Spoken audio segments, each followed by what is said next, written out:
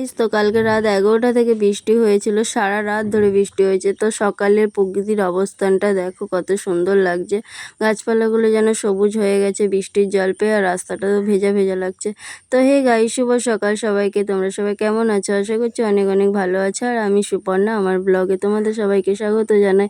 তো এখানে দেখো অনেকগুলো থানকুনি পাতা পেয়ে গেছি, তো থানকুনি পাতাগুলোকে তুলবো। তো থানকুনি পাতাগুলো জল পেয়ে দেখো সবুজে সবুজে হয়ে গেছে। এখানে অনেক থানকুনি পাতা হয়েছে, পুরো থানকুনি পাতার বাগান।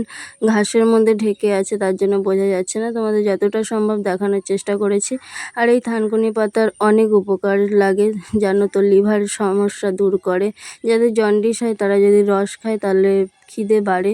আর এখানে তো বাটা তো আছেই, বাটা খেতে ভালো লাগে, মাছের ঝোলে ভালো লাগে, চুলের জন্য উপকারী। তোমরা সবাই জানো থানকুনি পাতা। আর আমরা গ্রামে থাকি, তার জন্য আমরা এই বেনিফিটগুলো পেয়ে যাই, যে এখানে থানকুনি পাতা, ওখানে এই শাক, ওই শাক, তো এগুলো পেয়ে যাই। তো এগুলো একটু তুলে নেব, তোমরা দেখতেই পাবে। আর কতগুলো থানকুনি পাতা তুললাম সেটাও তোমাদের দেখাবো।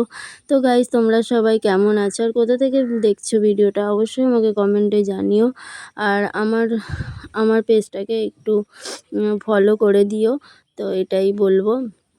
তো যাই হোক, আমি থানকুনি পাতা তুলিয়ে ততক্ষণ তোমরা আমার ভিডিও দেখতে দেখতে তোমাদের কাজগুলো করে নাও, সেরে নাও। তারপরে দেখাচ্ছি যে কতগুলো থানকুনি পাতা তুলেছি। এখানে দেখো কত থানকুনি পাতা, দেখতেই পাচ্ছ, বুঝতেই পারছো। আর দেখো প্রকৃতিটাকে দেখো, প্রকৃতির সৌন্দর্যটাকে দেখো, বৃষ্টি হয়ে সবুজে সবুজে ঢেকে গেছে। আর গ্রামে থাকার এই হচ্ছে বেনিফিট, প্রকৃতির সৌন্দর্যটাকে উপভোগ করা, আর কিছুই না। শহরে তো অনেক অনেক টাকা ইনকাম হয়, কিন্তু গ্রামে তো অত কিছু হয় না, কিন্তু গ্রামে এই বেনিফিটগুলো আমরা পেয়ে যাই। তো যাই হোক, যারা গ্রামে থাকো তারা তো অবশ্যই জানো আমি কি বলতে চাইছি। আর এই দিকটা দেখো সূর্যের আলো মৃদু মৃদু বেরিয়েছে। আর এই দেখো কতগুলো থানকুনি পাতা তুলে নিয়েছি, দেখতেই পাচ্ছ।